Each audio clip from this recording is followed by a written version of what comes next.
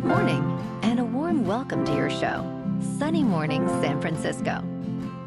I'm your host, Melissa, and it's Tuesday, September 2nd. You'll be interested to know. 76 years ago, today in 1949, the classic film The Third Man was released in London, United Kingdom, a masterpiece of cinema that continues to inspire filmmakers and audiences alike. This celebrated motion picture, directed by Carol Reed, starring Joseph Cotten, Alida Valli, and Orson Welles, represents human creativity, artistic achievement, and the enduring power of storytelling, a beacon of cultural progress. So now you know. And now, it's time for the Surf Report. Tuesday at Ocean Beach. This morning, it's looking choppy with waves around 2 to 4 feet. Conditions are expected to remain choppy as the day goes on, with heights holding at 3+ feet. Winds are currently onshore at 8 miles per hour and will increase slightly throughout the afternoon. Best time to ride is at 7 a.m. with the 3-foot incoming high tide when the south-southwest swell is 2 feet at 15 seconds and the onshore wind is 7 miles per hour. The nearshore buoy in San Francisco Bar reads 60 degrees for the water temperature.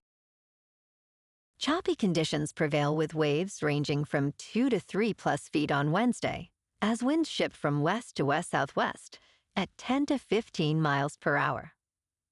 Thursday sees similar sizes, with fair conditions early, but deteriorating to choppy as winds pick up to 17 miles per hour.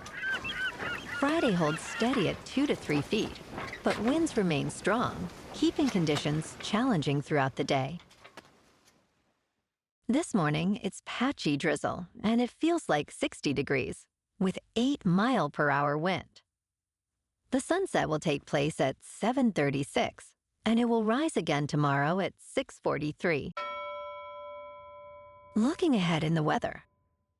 Expect patchy drizzle before 8 a.m. on Wednesday, with mostly cloudy skies, and a high near 63. Wednesday night will be mostly cloudy, with a low around 57. Thursday continues mostly cloudy, with a high near 62. Thursday night brings cloudy skies, with a low around 58. Friday remains mostly cloudy, with a high near 62. Friday night stays mostly cloudy, with a low around 58. Saturday will be partly sunny, with a high near 63. Saturday night returns to mostly cloudy, with a low around 58. Bonjour, food enthusiasts. This podcast is brought to you by Versailles Cafe and Pastries in Encinitas. Nestled on El Camino Real South, just north of Encinitas Boulevard, this cafe is a haven for culinary delights. Indulge in their amazing Eggs Benedict or their gluten-free crepes. You can grab a panini for lunch or just breeze on through to get your morning coffee. They are open every day from 8 to 5. So stop on by and don't forget to tell them Sunny Morning sent you. In local news, flying cars used to be something we only saw on the television show The Jetsons, but now the future has arrived. On Thursday, ABC 7 News got the first look at a flying car that will soon be taking off at 2 Bay Area airports. San Mateo-based Alef Aeronautics designed this innovative vehicle, which is the first in the world capable of vertical takeoff. The company has agreements with Half Moon Bay and Hollister airports to begin test operations. Alef CEO Jim Duchovny stated, "Embracing electric aviation, which is quieter, which is cheaper, and the vertical takeoff and landing aviation, which does not require the runway or a taxiway, is actually where all the aviation is going right now." Alef has the cars available for pre-order now, with a price tag of $300,000. The company expects to start production early next year.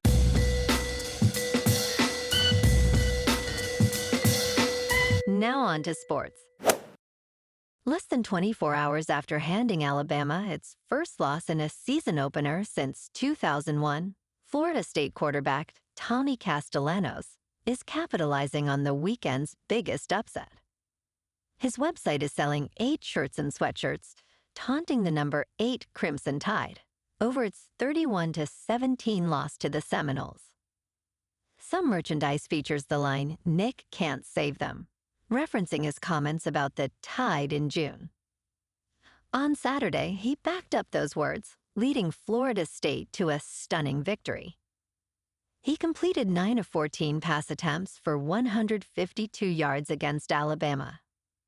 The Seminoles will face East Texas A&M next Saturday. In local sports. Yesterday afternoon at Coors Field in Denver, the Giants beat the Rockies 8-2. Teng earned the win pitching 5 1/3 innings with 2 earned runs and 8 strikeouts. Devers hit a homer to right, Gilbert powered a 388-foot homer, and Adames added a 393-foot homer to left. The Giants finished with 11 hits, 0 errors, and left 6 runners on base. The Giants' record is now 69-69. Logan Webb, 12-9 with a 3.16 earned run average, goes against Kyle Freeland, 3-13 with a 5.28 earned run average. First pitch is scheduled for 5:40 with clear skies at a temperature of 82 degrees. In top news, in a significant clash over Olympic surfing for the 2028 Games in Los Angeles, US Ski and Snowboard is attempting to take control, but many surfers are resisting this move. Sophie Goldschmidt, the head of US Ski and Snowboard, believes surfing aligns with their mission to support elite athletes. However, former champion surfer Ian Cairns argues they are trying to ski-jack surfing from its rightful community. USA Surfing, the current governing body, is fighting back, citing recent investments and support from local leaders. The U.S. Olympic and Paralympic Committee will ultimately decide which organization will represent Olympic surfers. In business news, Kraft Heinz is approaching a significant breakup plan, according to sources familiar with the matter. This decision would effectively reverse much of the work from the notorious merger of Kraft and Heinz in 2015, orchestrated by Warren Buffett and Brazilian private equity firm 3G Capital Partners. A transaction could be announced as early as next week, but plans are subject to change. The Wall Street Journal reported that Kraft plans to spin off a substantial portion of its grocery business, potentially valued at as much as $20 billion. The split would occur amid a trend of corporate breakups in the food and beverage industry. In crypto movement, Bitcoin is down 3% to about $110,000. Ethereum is down 8% to just under 4,400. And XRP is down 0.5% to $2.81. Moving on to a more local vibe. In our community spotlight on health and wellness, we are working with a national Pilates studio to bring you some free classes, so listen up. Check out Club Pilates, with several locations in the San Diego area. Pilates presents a comprehensive wellness approach, cultivating strength, reducing tension, and elevating mental well-being. Scientific research affirms its benefits.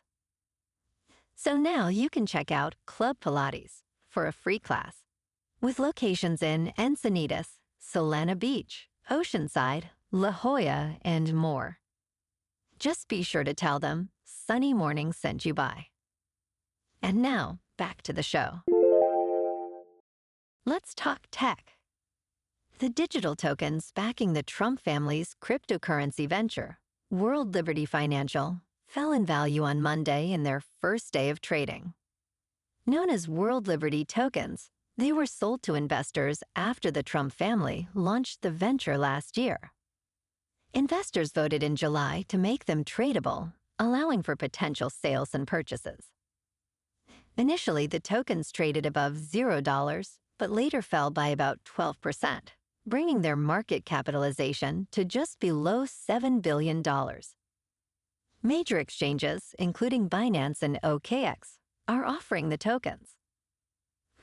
Critics argue that Trump family's involvement represents profound conflicts of interest. And in entertainment news, Alan Ritchson, known for Reacher, is making waves with his super unique film Motor City, which premieres in Venice on August 30th. This action thriller is almost entirely dialogue-free, allowing for an intense focus on physical performances and stylized visuals. Ritchson portrays a blue-collar character seeking revenge after losing his fiancé and freedom. He emphasizes the challenge and exhilaration of acting without dialogue, relying on internal emotions to convey his character's turmoil.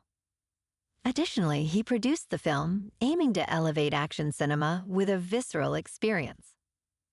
While rumors swirl about Batman, Ritchson remains open to future projects with DC. Well, alrighty folks, it's time for the quote of the day. And today, our quote comes from the American novelist and short story writer Ray Bradbury. And he said, "We are an impossibility in an impossible universe, highlighting the power of creativity and storytelling to transcend boundaries and inspire progress." And that's a wrap for this morning. You can check out our Instagram, YouTube, and TikTok for some captivating aerial videos with local news and the surf reports. Have an amazing day, my good friends. We'll see you tomorrow with another episode of Sunny Morning San Francisco.